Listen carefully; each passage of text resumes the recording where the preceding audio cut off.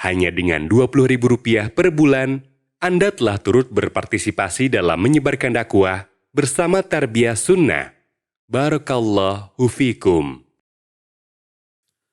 Bismillahirrahmanirrahim. Assalamualaikum warahmatullahi wabarakatuh. Alhamdulillahilladzi arsala rasulahu bilhuda wa dinil haqq liyudhhirahu 'alad dini kullihi walau karihal musyrikun. Wa asyhadu an la ilaha illallah wahdahu la syarikalah wa asyhadu anna Muhammadan abduhu wa rasuluh sallallahu alaihi wa ala alihi wa ashabihi wa sallam tasliman mazida wa ba'd. Alhamdulillah, pagi ini kembali kita berjumpa melanjutkan kajian kitab Ad-Da'u wad-Dawa. Pertemuan yang lalu kita sudah menjelaskan bab su'udzon kepada Allah Azza wa Jalla, berburuk sangka. Bentuk-bentuk berburuk sangka adalah banyak salah faham terhadap asma dan sifat Allah sehingga merendahkan keagungan Allah Azza wa Jalla di mata mereka. Dan sebenarnya setiap ada pemahaman yang keliru yang menyimpang tentang agama ini, khususnya dalam masalah tauhid dan akidah, pada hakikatnya orang itu su'udzon. Pada hakikatnya orang itu tidak mengagungkan Allah dengan sebenar-benarnya pengagungan, padahal wajib bagi kita untuk mengagungkannya sesuai dengan keagungan yang layak bagi Allah Subhanahu wa Ta'ala. Termasuk di antara bentuk tidak mengagungkan Allah adalah menganggap Allah punya anak. Allah memiliki turunan. Allah Azza wa Jalla memiliki putra dan putranya dalam bentuk orang, manusia. Ini salah satu bentuk yang nyata dari hal ini adalah Yahudi dan Nasrani. Yahudi beranggapan Uzair itu anak Allah. Nasrani beranggapan Isa adalah putra Allah dan berhak dan layak disembah seperti menyembah Allah Azza wa Jalla. Ini pada hakikatnya pelecehan kepada Allah Subhanahu wa Ta'ala. Ini sudah diterangkan maha tinggi Allah dari apa-apa yang mereka sekutukan dengan setinggi-tingginya dan sebesar-besarnya. Termasuk di kalangan internal orang-orang yang mengaku diri muslim. Banyak yang pada hakikatnya mereka tidak mengagungkan Allah.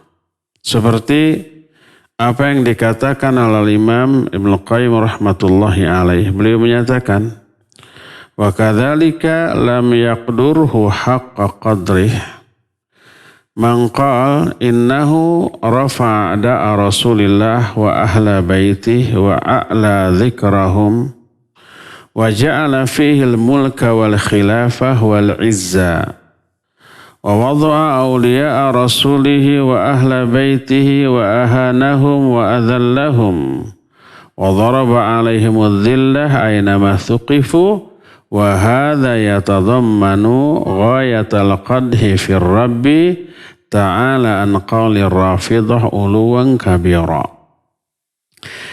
Poin ini adalah sindiran atau kritikan kepada kaum Rafidhah, Syiah, ahlakahumullah.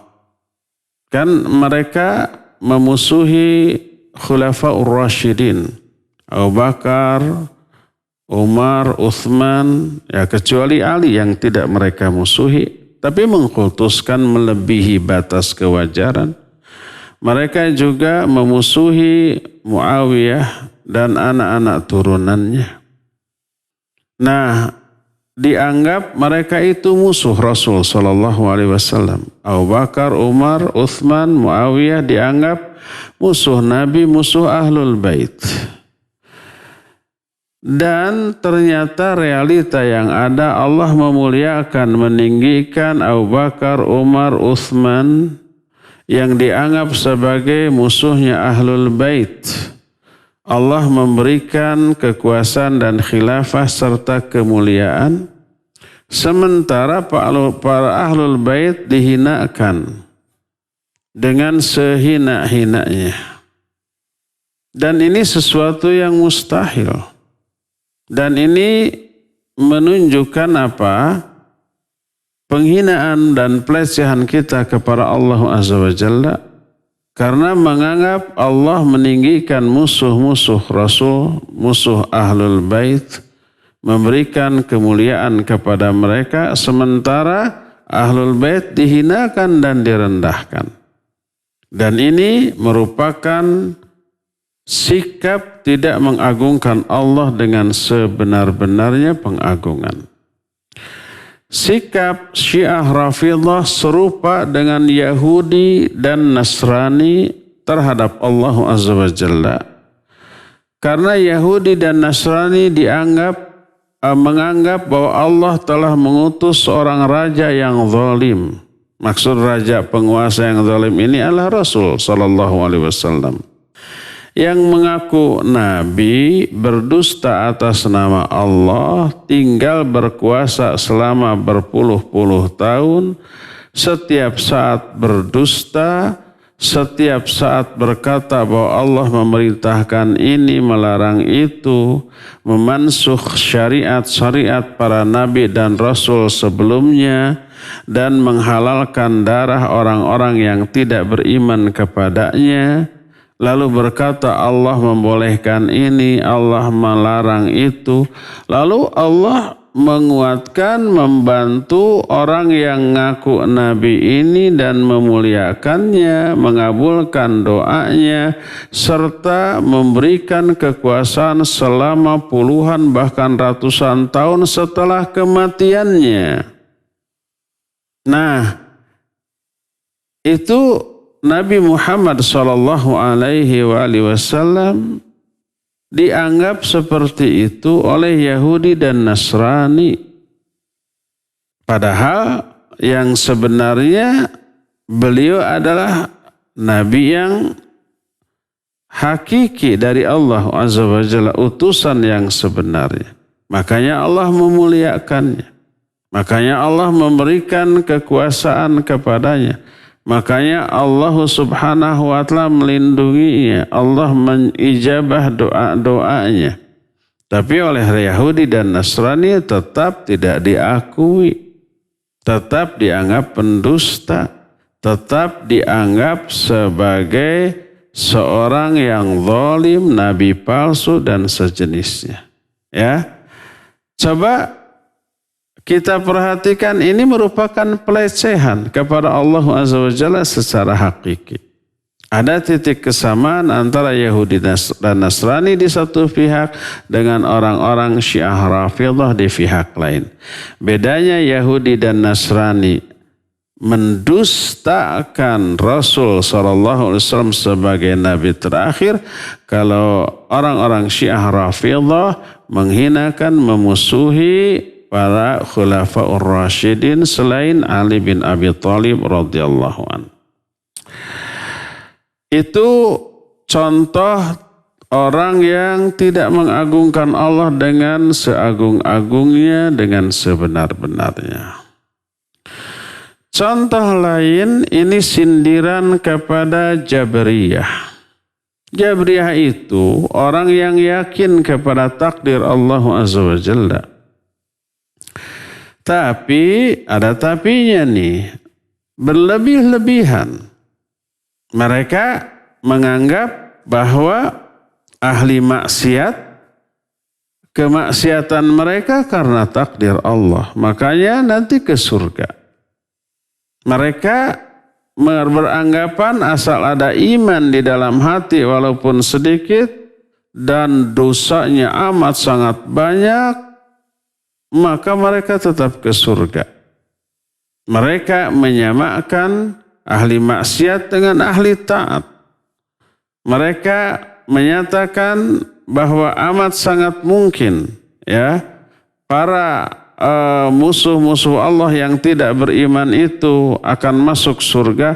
Sebaliknya kalau umpamanya orang sudah ditakdirkan oleh Allah masuk ke dalam neraka, walaupun taat, walaupun ibadah, walaupun mereka itu loyalitasnya tinggi kepada Allah, tetap akan masuk ke dalam neraka kalau sudah Allah takdirkan. Itu keyakinan siapa? Jabriyah.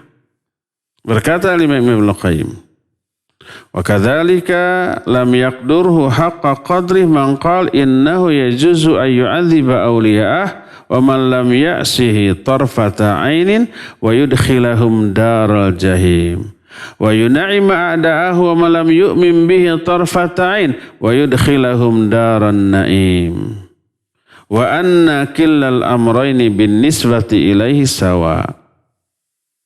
Demikian juga kata Imam Ibnu Qayyim, tidak dianggap mengagungkan Allah dengan sebenar-benarnya orang yang berkata bahwa Allah sangat mungkin menyiksa wali-walinya dan orang yang tidak pernah bermaksiat dan Allah masukkan mereka ke neraka jahim. Kalau sudah ditakdirkan ya begitu.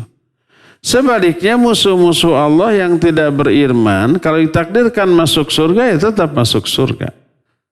Semuanya itu sama menurut mereka. Dan Allah mengingkari orang seperti itu di dalam Al-Quranul Karim dengan sebesar-besar pengingkaran. Dan disebut seburuk-buruk ketetapan yang diyakini oleh mereka. Allah menyatakan dalam surah Shad ayat 27 dan 28. Kata Allah, wa ma khalaqnas samaa'a wal arda wa ma bainahuma batila. Dzalika dhannul ladzina kafaru fawailul ladzina kafaru minan nar.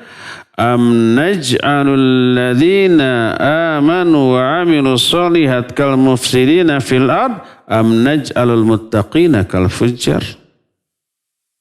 Tidaklah kami menciptakan langit dan bumi beserta apa-apa yang ada di antara keduanya secara batil. Itulah dugaan orang-orang kafir. Celaka orang-orang kafir karena mereka akan masuk ke dalam neraka. Apakah kami akan menyamakan orang beriman dan beramal soleh sama seperti orang yang mengadakan kerusakan di muka bumi? Ataukah apakah kami akan menyamakan orang-orang takwa dengan orang-orang durhaka? Tentu saja tidak. Itu sikap ketidakadilan. Juga dalam surah Al-Jathiyah 21 dan 22. Allah berfirman, Am hasibal ladzina ijtarahu sayyi'at an naj'alahum kalladzina amanu wa 'amilus shalihat sawa'an mahyahum wa mamatuhum sa'a ma yahkumun wa khalaqallahu samawati wal arda bil haqqi litujza kullu nafsin bima kasabat wa hum la yuzlamun. Kata Allah, apakah orang-orang yang melakukan dosa-dosa besar itu menyangka bahwa kami akan menyamakan orang-orang yang beriman dan beramal soleh sama dengan mereka, baik ketika hidupnya ataupun setelah kematian mereka? Sungguh buruk apa yang mereka tetapkan. Allah menciptakan langit dan bumi dengan sebenarnya agar seluruh jiwa dibalas sesuai dengan amalnya masing-masing dan mereka tidak dizalimi sedikit pun. Juga dalam surah Al-Qalam 35-36 Allah menyatakan afanaj'alul muslimina kal mujrimin ma lakum kaifa tahkumun. Apakah kami akan menganggap orang muslim yang pasrah kepada Allah sama dengan orang durhaka? Bagaimana kalian itu memiliki ketetapan? Jadi ini bantahan Allah. Pada intinya sikap Allah, respon Allah, balasan Allah kepada manusia tentu saja berbeda. sesuai dengan iman dan amal. Amal baik dibalas kebaikan, amal buruk dibalas dengan keburukan. Yang taat diberikan pahala surga, yang maksiat diberikan hukuman neraka. Itu sikap yang adil.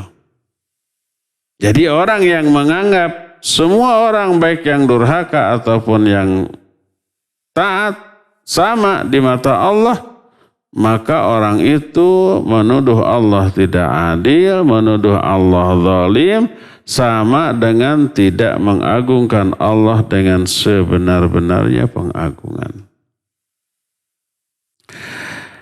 Demikian pula dianggap melecehkan Allah, tidak mengagungkan Allah orang-orang yang tidak percaya akan adanya hari kebangkitan, hari kiamat. Orang yang menganggap Allah tidak mematikan, tidak menghidupkan. Allah tidak membangkitkan lagi orang nanti yang sudah mati dari kuburnya. Tidak akan mengumpulkan seluruh makhluk. Tidak akan memberikan balasan yang baik kepada orang yang baik, balasan buruk kepada orang yang buruk. Tidak akan mengembalikan hak orang-orang yang dizalimi dari orang yang berbuat zalimnya. Berarti Allah dituduh hanya iseng menciptakan makhluk alam jagat raya beserta manusia. Orang kafir yang mengakui kekafirannya tidak dibalas. Orang yang taat kepada Allah juga tidak diberi balasan atas ketaatannya. Sama. Ada orang seperti itu, ada. Mereka lah orang-orang ateis. Mereka lah orang-orang yang tidak beragama. Mereka lah orang yang meyakini bahwa kehidupan kita hanya sekali di dunia ini. Setelah selesai, beres urusan. Tak akan ada kelanjutan. Ini sama dengan menuduh Allah dengan tuduhan yang keji. Allah iseng saja membuat makhluk dan ciptaannya ini. Termasuk orang ini yang sering kena kita semua di kalangan kaum muslimin. Meyakini adanya Allah. Meyakini adanya syariat Allah. Meyakini syariat Allah itu adalah syariat yang sempurna. Tapi seringkali mengabaikan perintahnya, melanggar larangannya. Ini sama dengan tidak mengagungkan Allah dengan sebenar-benar pengagungan. Berkata Imam Ibnu Qayyim, wa kadzalika lam yaqdurhu haqqa qadrih. Man hana alaihi amrahu fa'asah, wa nahyuhu fartakabah, wa haqquhu fadhayya'ah, wa dhikruhu fa'ahmalah, wa ghafala qalbuhu an. Wa kana hawahu athara indahu min talabi ridha wa ta'atul makhluk ahammu indahu min ta'atih. Demikian pula dianggap tidak mengagungkan Allah dengan sebenar-benarnya pengagungan orang yang menganggap rendah, meremehkan perintah Allah sehingga diabaikan. Ada perintah Allah, salat, saum, haji, zakat. Tahu ada perintah Allah, tapi diabaikan. Dilalaikan, tidak dilaksanakan. Atau ada larangan Allah, tapi dilanggar. Karena di dalam melanggar larangan Allah ada kesenangan. Ada kebahagiaan yang semu. Ada unsur candu yang membuat mereka itu ketagihan. Mereka meyakini adanya hak Allah tapi diabaikan, disia-siakan. Mereka tahu harus disebut nama Allah tapi dilalaikan. Hatinya lalai dari hal itu. Hawa nafsunya lebih mereka nomor satukan daripada ridho Allah subhanahu wa ta'ala. Mentaati sesama makhluk lebih penting menurut mereka daripada mentaati Allah Subhanahu wa ta'ala. Karena apa? Kalau mentaati Allah, balasannya tidak kontan. Ditunda nanti di kehidupan lain. Di alam kubur, di akhirat, dan itu lama. Kalau mentaati makhluk kontan, saat ini ditaati, saat itu dapat balasannya. Walaupun mentaati makhluk itu dengan melanggar syariat Khaliq. Dan mereka ini menganggap remeh terhadap pengawasan Allah kepada dirinya. Diri kita itu kan setiap detiknya tidak pernah lepas dari pengawasan Allah. Kita berada dalam genggamannya. Ubun-ubunnya juga berada digenggam oleh tangan Allah Azza wa Jalla. Tapi diabaikan. Berani mengabaikan perintah, berani melanggar larangannya. Tapi sebaliknya, pandangan sesama makhluk, pengawasan sesama makhluk, itu sangat dipertimbangkan, sangat diperhitungkan. Kalau mau melakukan kejahatan tapi terlihat oleh makhluk, mereka tahan diri mereka dari kejahatan itu. Kalau mau melakukan dosa tapi ada makhluk yang melihat, mereka tahan diri mereka dari dosa itu. Pencopet pas mau nyopet, terlihat ada orang lain yang melihat aksinya, dia gagalkan. Karena apa? Karena pertama, malu, apalagi dia itu orang yang dikenal, tetangganya, kawannya. Atau yang kedua, takut babak belur kalau ketahuan. Demikian juga umpamanya pas ada orang azan berkumandang, kalau terlihat dirinya tidak sholat, gengsi, malu.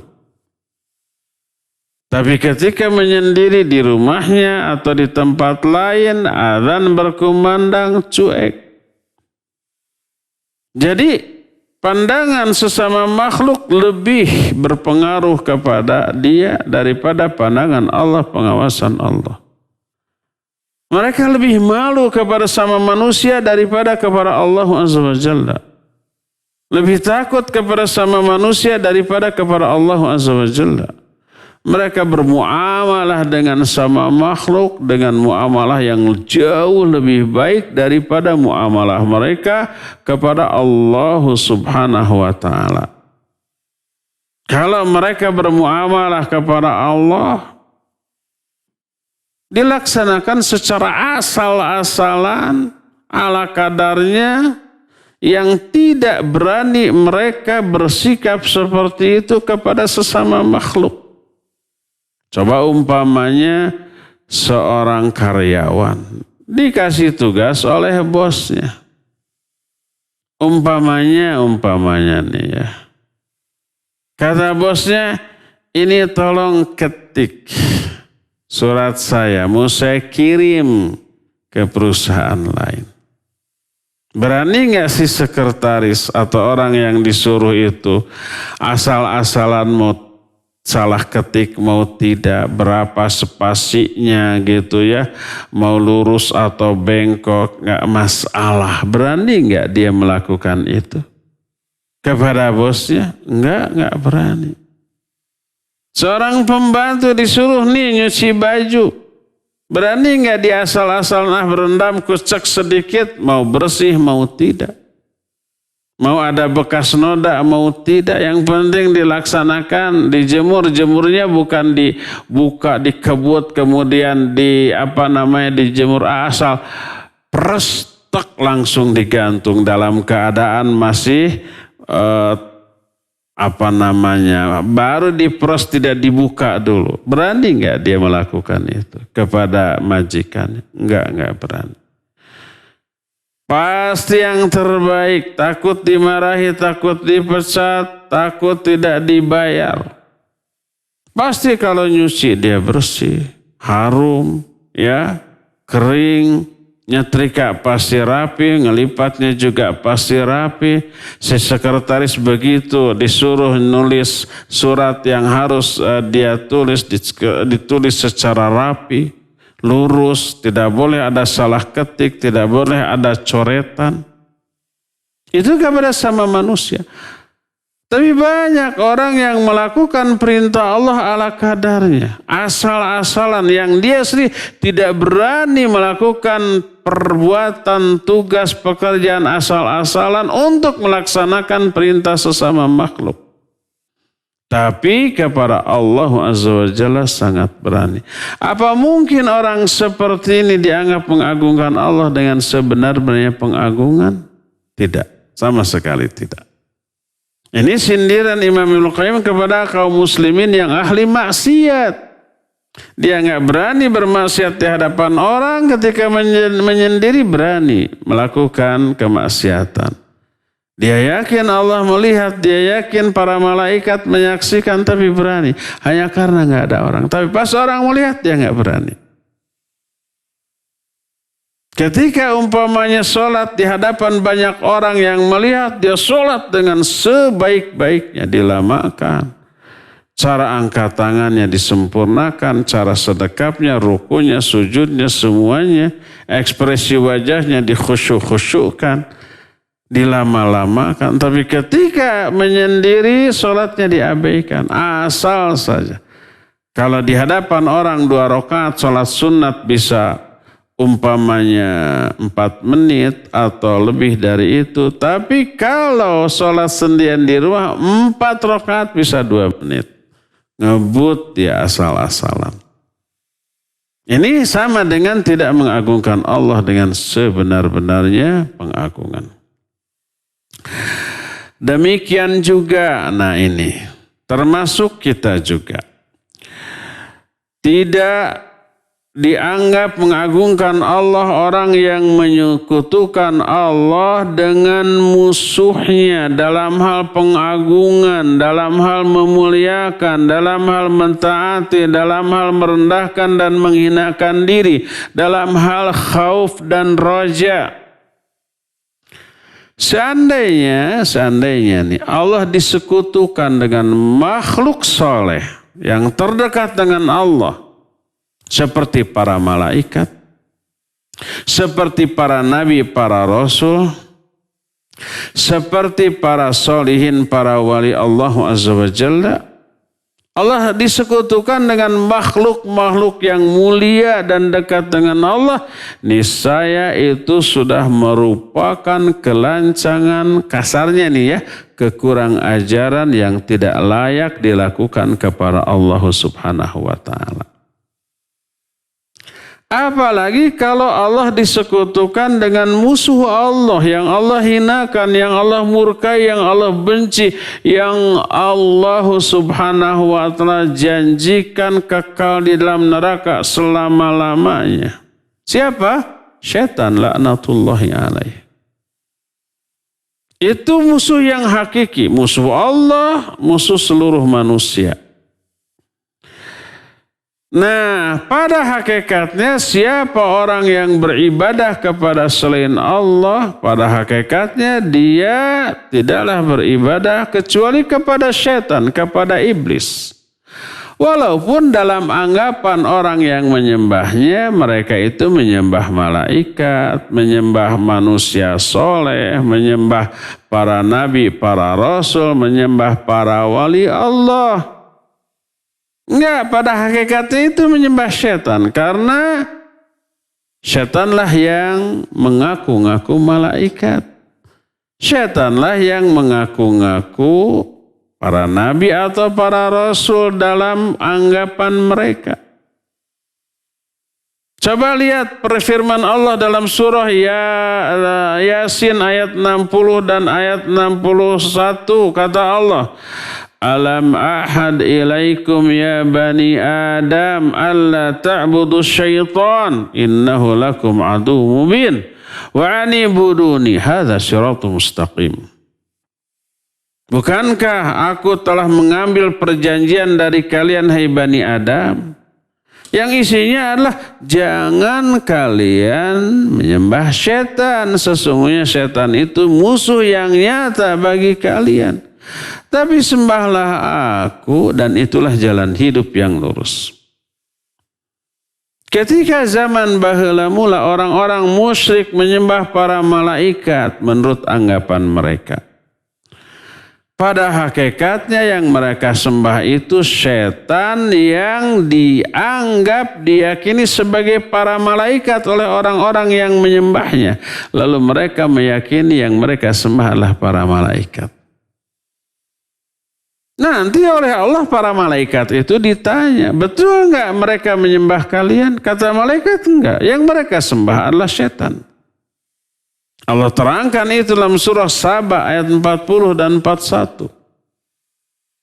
Kata Allah subhanahu wa ta'ala, wa yawma yahsyuruhum jami'an thumma yaqulu lil malaikah ahaula'i iyyakum kanu ya'budun qalu subhanaka anta waliyuna min dunihim bal kanu ya'budunal jinna aktsaruhum bihi mu'minun. Pada hari kiamat nanti Allah mengumpulkan mereka seluruhnya.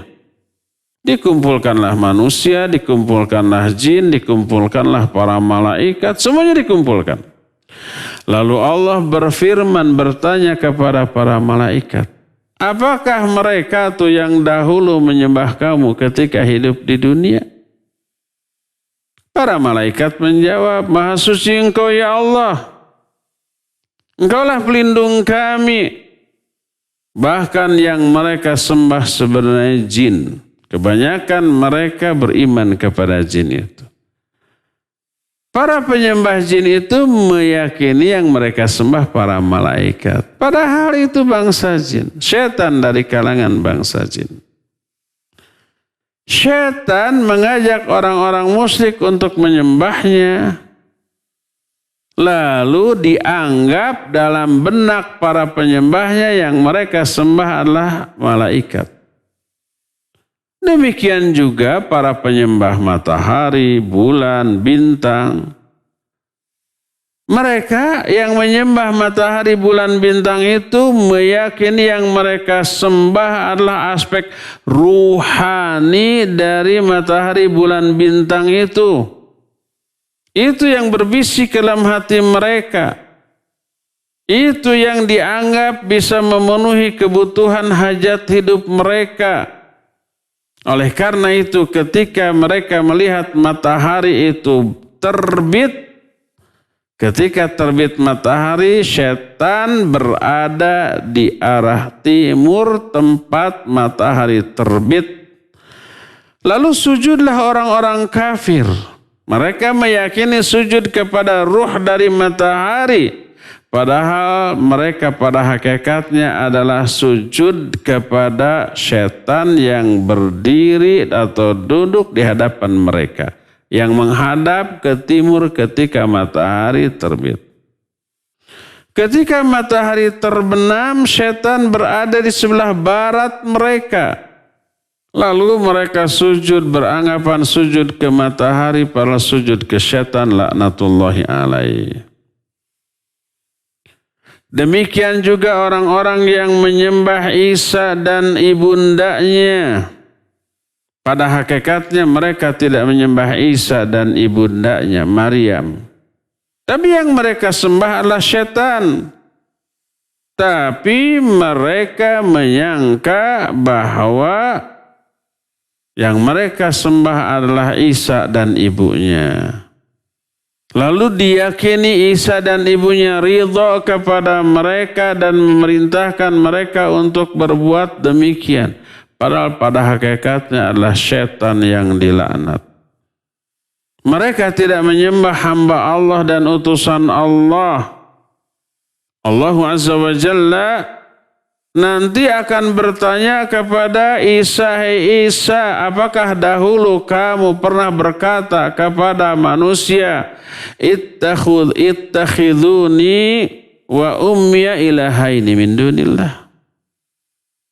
Jadikan aku dan ibuku menjadi sesembahan selain Allah.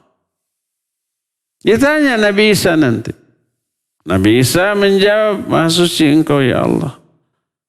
Tidaklah layak bagiku untuk mengatakan apa-apa yang tidak pantas aku lakukan. Tidak pantas aku katakan. Nabi Isa ingkar. Pada hakikatnya mereka itu menyembah jin. Menyembah setan dari kalangan bangsa jin. Dan ini masuk ke dalam keumuman ayat dalam surah Yasin 60:61 tadi. Alam ahad ilaikum ya bani Adam. Alla ta'budu syaitan innahu lakum adu mubin. Wa ani'buduni hadha siratul mustaqim. Bukankah aku telah mengambil perjanjian dari kalian hai bani Adam. Yaitu jangan kalian menyembah syaitan. Setan itu musuh yang nyata bagi kalian. Maka tak ada seorang pun dari kalangan Bani Adam yang menyembah selain Allah. Apapun atau siapapun yang disembahnya. Kecuali penyembahan itu terjadi pada syaitan. Laknatullahi alaih. Dan kedua-duanya mengalami kesenangan. Syaitan yang disembahnya senang. Orang yang menyembahnya juga senang karena menganggap tujuan dari penyembahannya itu sudah tercapai. Sudah teraih. Minimal mereka merasakan ketenangan sudah melakukan sebuah kebaikan dalam anggapan mereka. Berfirman Allah Azza wa Jalla dalam surah Al-An'am 128. Wa yawma yahsyuruhum jami'an ya ma'syaral jin qad istaksartum minal ins. Pada hari kiamat ketika Allah mengumpulkan mereka semuanya, Allah berfirman, wahai bangsa jin, kalian telah memperbanyak pengikut setia dari kalangan bangsa manusia. Artinya banyak manusia yang kamu sesatkan, yang kamu selewengkan dari ajaran yang benar. Lalu dalam ayat yang ke 128 tersebut Allah melanjutkan wa qala awliya'uhum minal ins rabbana istamta'a ba'duna bi ba'd wa balagna ajalana alladhi ajalta lana qal an-naru mathwaakum khalidina fiha illa ma syaa Allah inna rabbaka hakimun alim. Berkatalah para wali mereka di kalangan manusia. Di kalangan manusia ada wali-wali syaitan yang menyembah kepada syaitan. Mereka menyangka menyembahnya kepada malaikat, kepada para nabi, kepada para wali Allah. Nyangkanya gitu. Beribadahnya, setianya kepada orang-orang suci, makhluk suci. Pada hakikatnya mereka menyembah syaitan. Maka para wali syaitan itu berkata, ya Allah, sebagian kami telah mengambil kesenangan dari sebagian yang lain. Para penyembahnya merasa senang, yang disembahnya merasa senang. Dan kami telah sampai kepada waktu yang telah Engkau tetapkan bagi kami, yaitu kematian, yaitu di akhirat nanti. Lalu Allah menyatakan tempat kalian itu di neraka.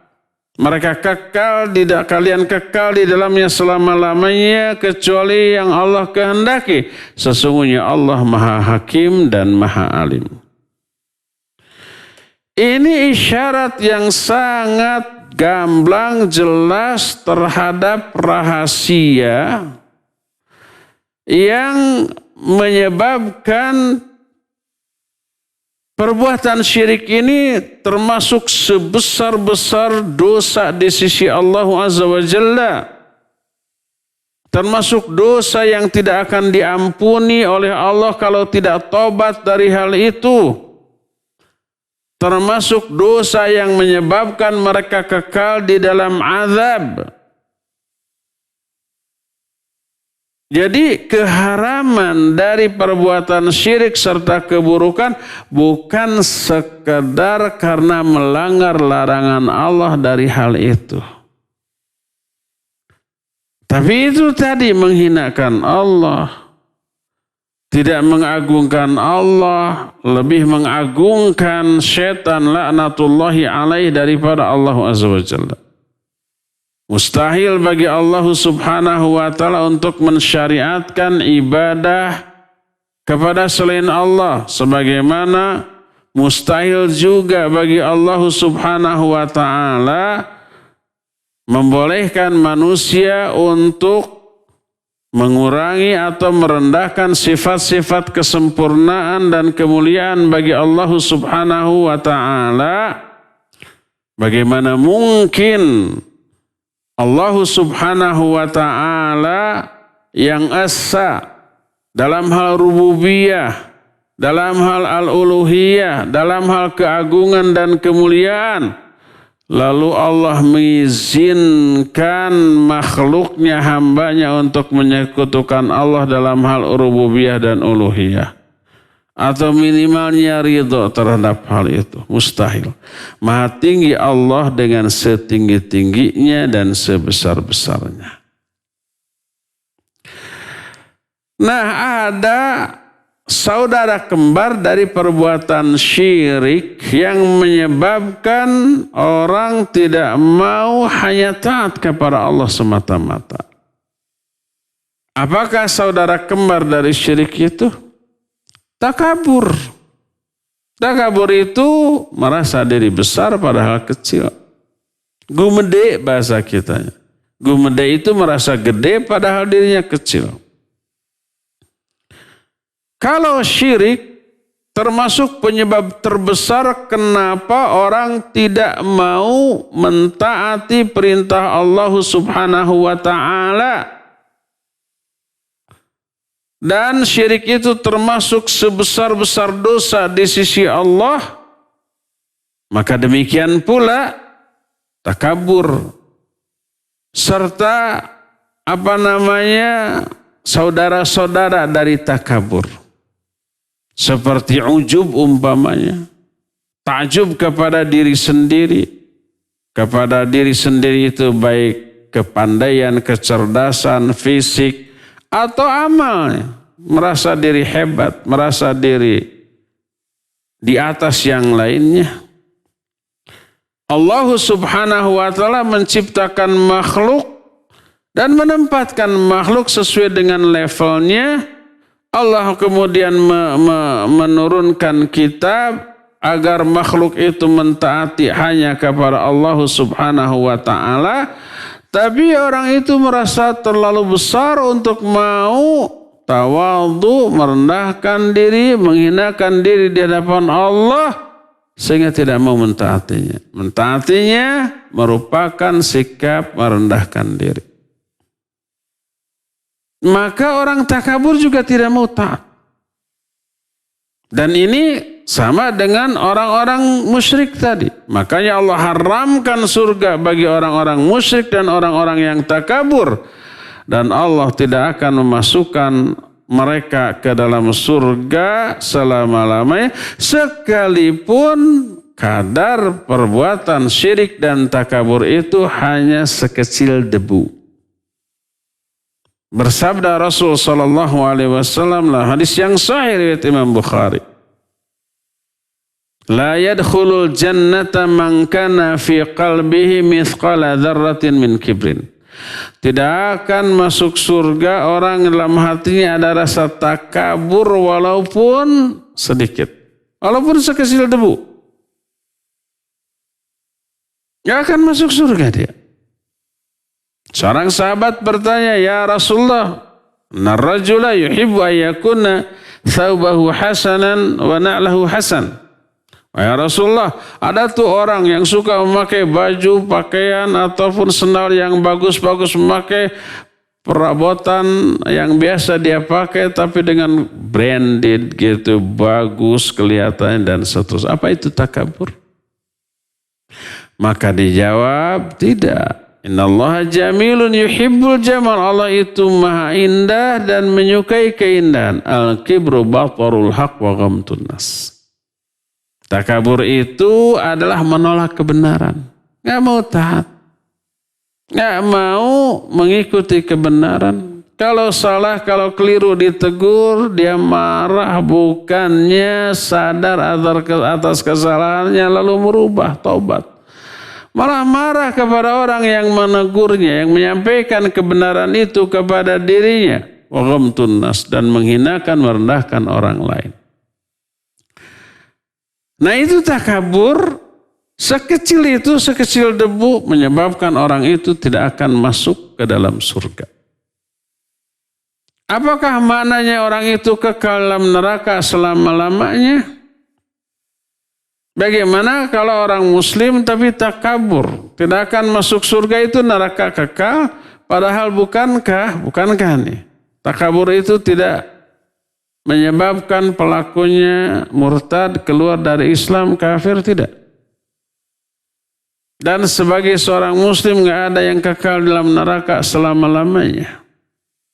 Lalu apa yang dimaksud dengan hadis tidak akan masuk surga orang yang punya takabur di dalam hatinya? Dan hadis yang senada seperti itu banyak. La yadkhulul jannah qati'ur rahim. La yadkhulul jannah an-nummam. Tidak akan masuk surga orang yang memutuskan silaturahmi. Tidak akan masuk surga orang yang suka ngadu-ngadu domba. Dalam riwayat lain fattan, orang yang tukang fitnah. Apakah maksudnya neraka selama-lamanya kekal? Dalam arti bahwa pelaku perbuatan tadi murtad, keluar dari Islam? Pertanyaan itu pasti muncul dan dijawab oleh para ulama. Di antara Syekh Al-Utsaimin rahimahullah ta'ala menyatakan ada dua jawaban. Pertama, iya, kekal dalam neraka selama-lamanya. Kalau orang itu menganggap halal terhadap perbuatan takaburnya, terhadap perbuatan memutuskan silaturahminya, terhadap perbuatan adu dombanya, karena menghalalkan yang haram, ia bisa murtad, bisa keluar dari Islam. Ini jawaban pertama. Kedua, kalau tidak menganggap halal, mengapa itu haram? Tapi kenapa dilakukan? Ya karena hawa nafsu. Umumnya orang melakukan perbuatan haram, dia tahu bahwa itu haram. Tidaklah seorang pencuri mencuri kecuali pasti dia tahu bahwa perbuatan itu dosa. Tidaklah pemabuk, tidaklah penjudi, tidaklah pezina, tidaklah penggibah, tidaklah pendusta melakukan semua perbuatan itu kecuali pasti mereka tahu tentang keharamannya. Lalu kenapa mereka lakukan? Karena hawa nafsu. Ada kesenangan, keuntungan duniawi sesaat dari perbuatan itu. Berjudi menyenangkan dan ada angan-angan. Bermabuk ria juga menyenangkan. Saya nggak tahu di mana senangnya itulah.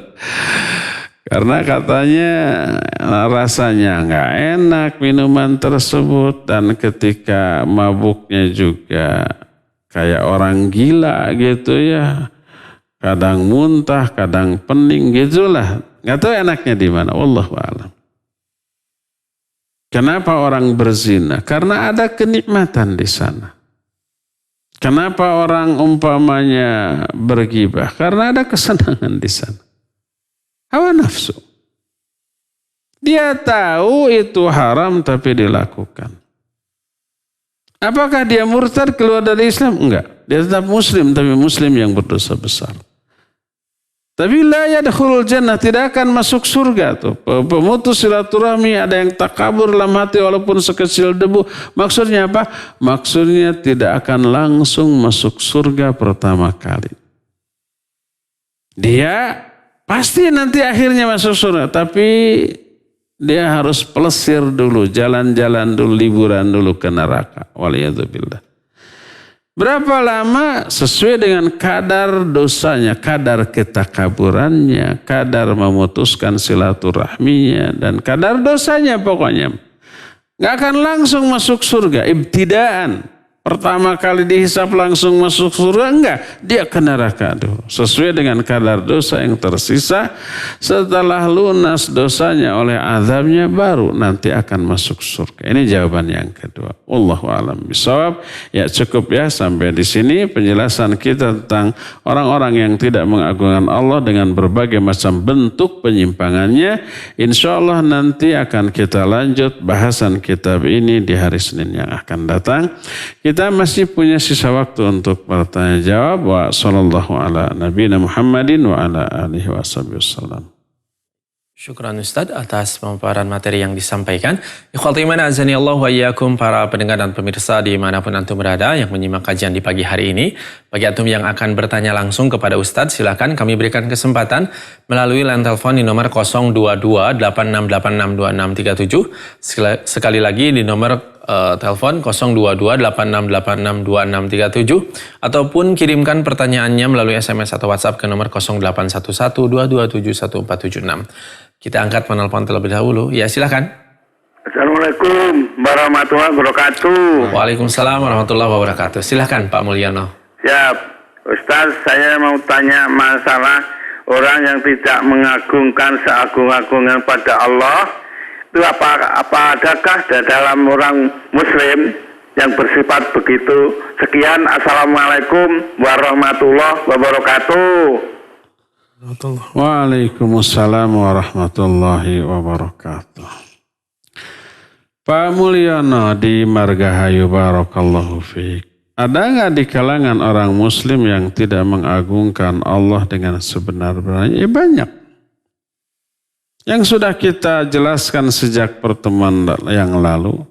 Semua orang termasuk orang Islam yang keliru dalam memahami tauhid, terutama asma wa sifat, ya, atau umpamanya menyimpang akidahnya di kalangan Mu'tazilah, di kalangan umpamanya Al-Qadariyah, di kalangan Al-Jabriyah, mereka masih Muslim, tapi Muslim yang menyimpang akidahnya ataupun tauhidnya, maka mereka dianggap oleh Imam Ibnu Qayyim dengan ungkapan tidak mengagungkan Allah dengan sebenarnya pengagungan.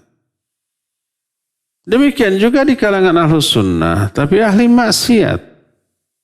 Mereka meyakini perbuatan dosa, tapi mereka lakukan.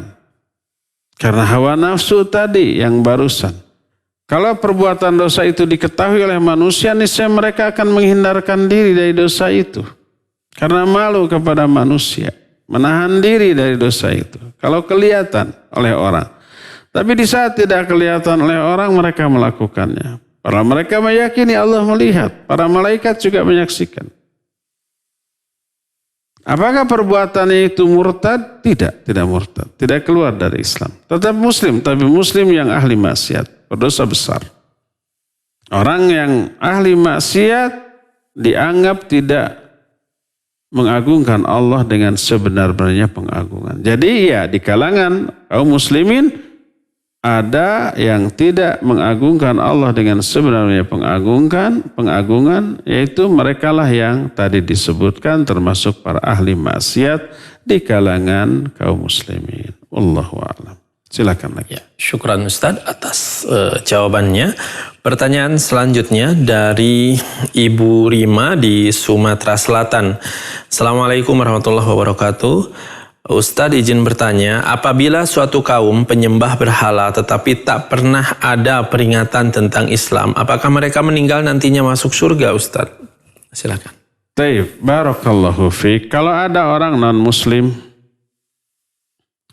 mereka berada di dalam agama selain agama Islam, mungkin menyembah berhala atau mungkin ateis. Tapi itu disebabkan karena tidak pernah datang dakwah kepada mereka. Bagaimana nasib mereka? Taib, barakallahu fiik. Kalau zaman baheula mula mungkin. Tapi kalau zaman sekarang, di saat teknologi sudah sangat maju secara pesat yang memungkinkan kita mengetahui apapun yang terjadi di alam jagat raya ini. terutama dalam kehidupan di dunia, nyaris mustahil ada orang yang tidak pernah mendengar dakwah Islam. Tapi sangat mungkin ada orang yang mendengar Islam tapi yang sampai ke mereka hanya yang buruk-buruknya. Sehingga Islam difahami sebagai agama yang buruk, radikal, teroris, sangat menakutkan, sangat mungkin. Akhirnya anti kepada Islam. Sebagaimana zaman baheula juga banyak para sahabat awal mula mendengar Islam, mendengar Nabi SAW, informasi yang buruknya aja. Makanya benci kepada Islam, kepada Nabi SAW, kepada kota Madinah. Tapi setelah tahu yang sebenarnya kemudian mereka masuk Islam berubah. Nah sekarang kalau ada orang yang tidak pernah mendengar Islam kemudian mereka tetap di dalam kekafirannya, dalam perbuatan syiriknya, bagaimana? Pertama, dalam hukum di dunia tetap mereka diperlakukan sebagai bukan orang Islam. Kalau umpamanya ketemu kita nggak boleh menyampaikan salam. Kalau umpamanya mereka menyembelih sesembelihan maka haram untuk kita makan. Kalau umpamanya kita jatuh cinta kepada salah seorang wanita mereka, kita tidak boleh menikahinya. Kalau kekeh menikahinya tidak sah dan dianggap berzina. Kalau mereka mati maka tidak boleh diperlakukan seperti mayat seorang muslim, tidak boleh disolatkan. Tidak boleh dikuburkan di kuburan kaum muslimin dan tidak boleh didoakan dengan doa ampunan atau surga atau rahmat. Jadi perlakukan seperti memperlakukan orang kafir. Karena memang pada hakikatnya status mereka kafir, bukan muslim. Terlepas walaupun alasannya tidak sampai kepada mereka dakwah Islam. Adapun bagaimana nasib mereka di alam kubur dan di akhirat itu diserahkan kepada Allah Azza wa Jalla. Yang jelas Allah menyatakan wa ma kunna mu'adzibina hatta nab'atsa rasula. Kami tidak akan mengazab seseorang atau suatu kaum sampai kami mengutus seorang utusan yang mendakwahkan wahyu Allah ini kepada mereka. Kalau dakwah Islam ini tidak sampai, Allah tidak akan mengazab.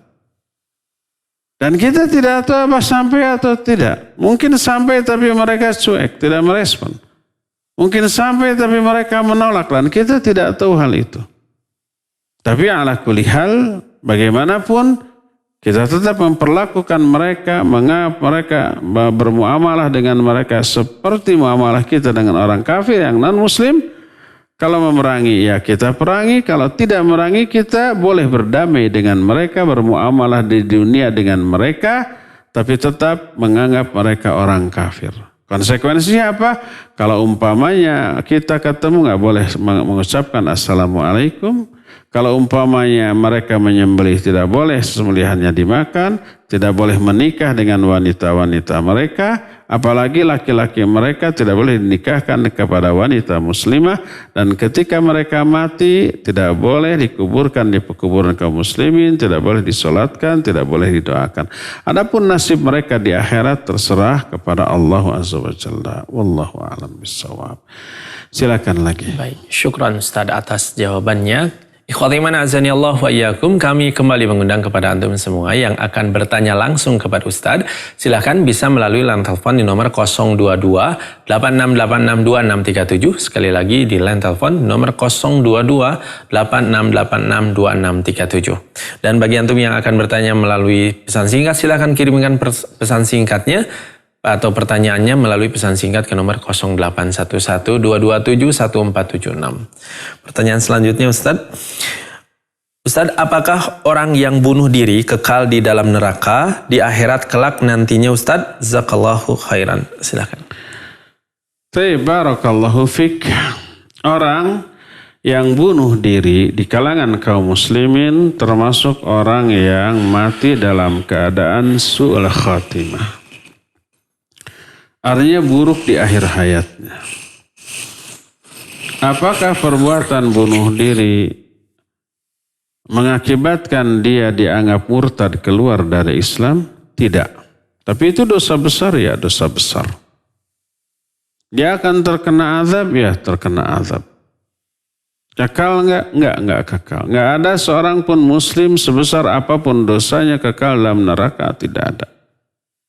Begitu juga orang yang mati dalam keadaan su'ul khatimah dalam bentuk yang lain. Lagi mabuk, ode, dia mati. Ya, lagi mencuri atau menggarong, kemudian korbannya melawan, dia terbunuh, mati. Lagi umpamanya berjudi, ya, kemudian karena kelelahan atau karena menang besar dia syok, kemudian mati. Lagi berzina, kemudian dia mati. Itu mati dalam keadaan su'ul khatimah sama dengan mati dalam keadaan bunuh diri. Su'ul khatimah. Dia melakukan dosa besar di akhir hayatnya.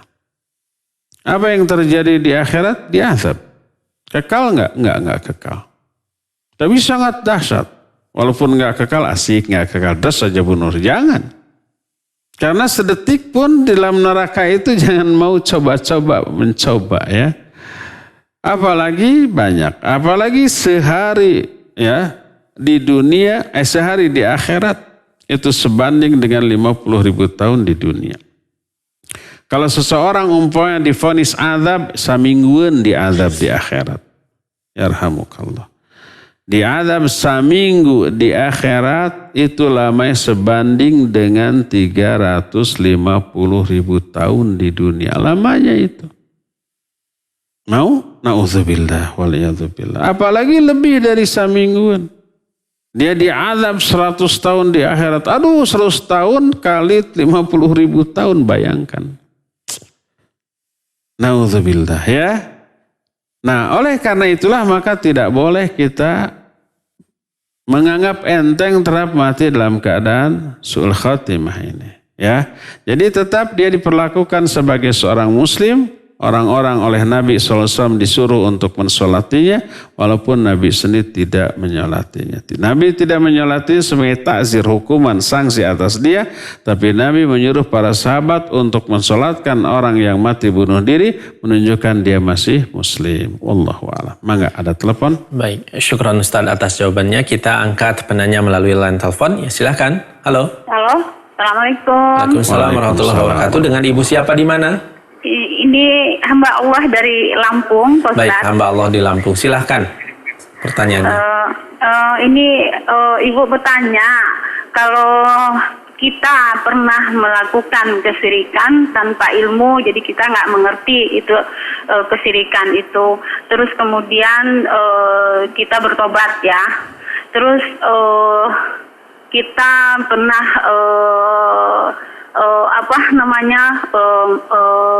menjalankan riba. Ya. Nah, terus pernah menjalankan riba, pinjam uang di bank. Terus setelah itu pernah berbuat zina. Itu bagaimana, kita sudah bertobat, bagaimana hukumnya Pak Ustadz? Baik. Ya, minta pencerahannya Pak Ustadz. Terima kasih. Wassalamualaikum warahmatullahi wabarakatuh Pak Ustadz. Waalaikumsalam warahmatullahi wabarakatuh. Iya, Ibu hamba Allah di Lampung. Kalau seseorang pernah melakukan perbuatan syirik tapi karena kebodohan, ketidaktahuan, baik syirik besar ataupun syirik kecil. Katakanlah pernah ke dukun, katakanlah pernah nyuguh, membuat sesajian, katakanlah pernah berdoa kepada selain Allah, kepada orang yang sudah mati yang dianggap wali Allah atau betul-betul dia wali Allah. Itu disebabkan karena ketidaktahuan. Setelah tahu kemudian tobat.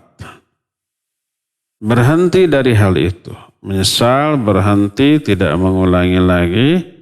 Tobatnya sah, diterima, dan dosa syirik yang pernah dilakukan karena kebodohannya diampuni.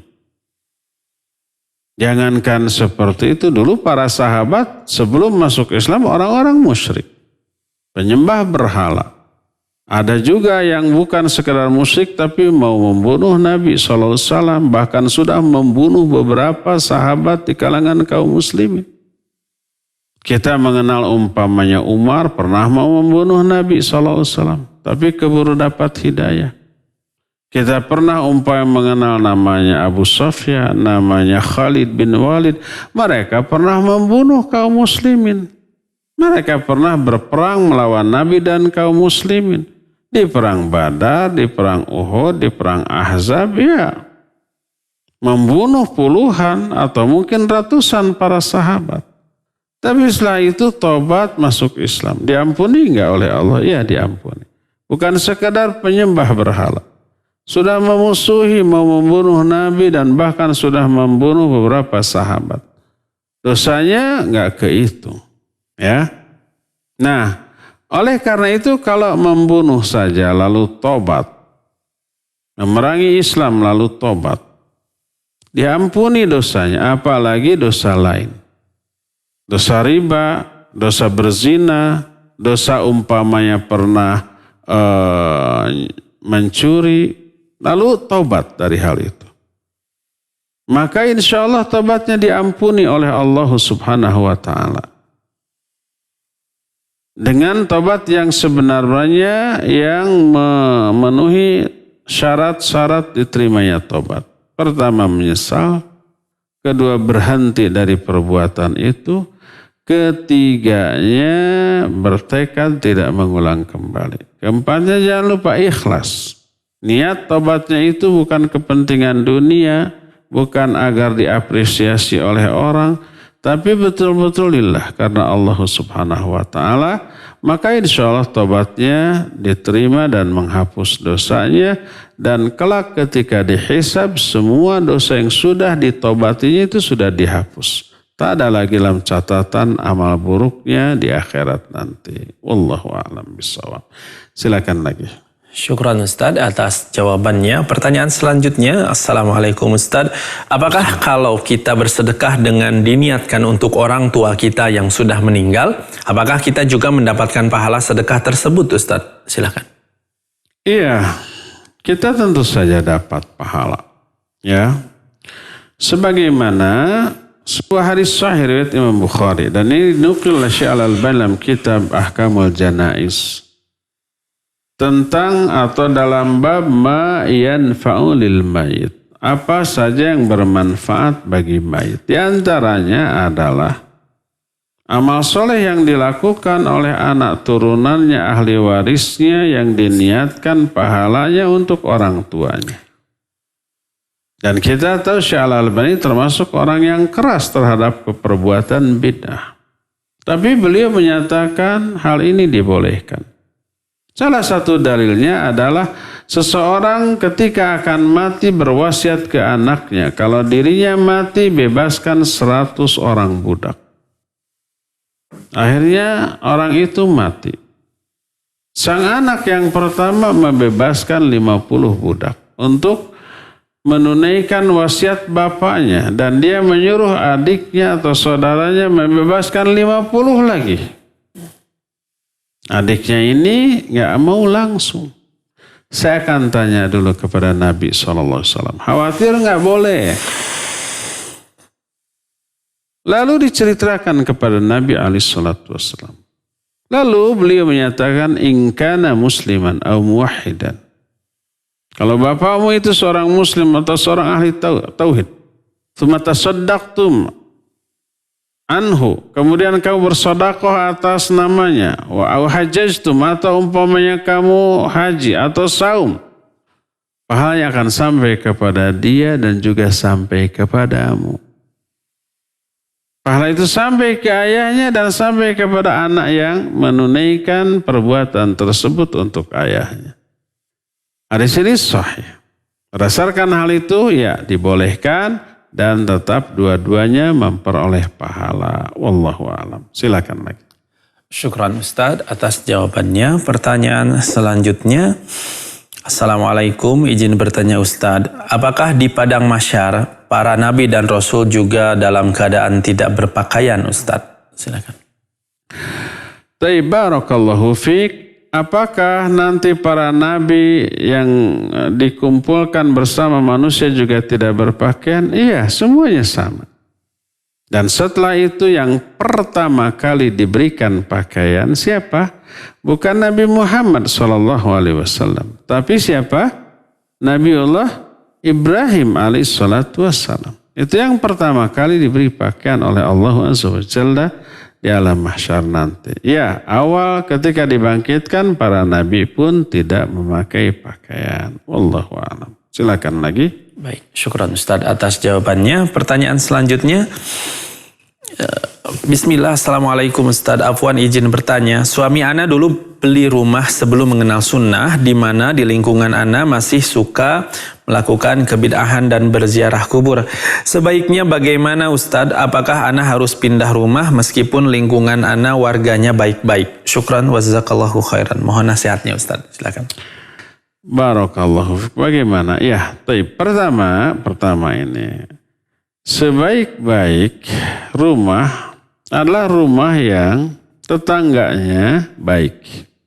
Baik menurut kacamata syariat. Mereka ahlus sunnah. Mereka ahli tauhid. Mereka orang-orang yang akidahnya lurus. Pemahamannya juga benar. Mereka juga ahli ibadah. Mereka ahli ilmu.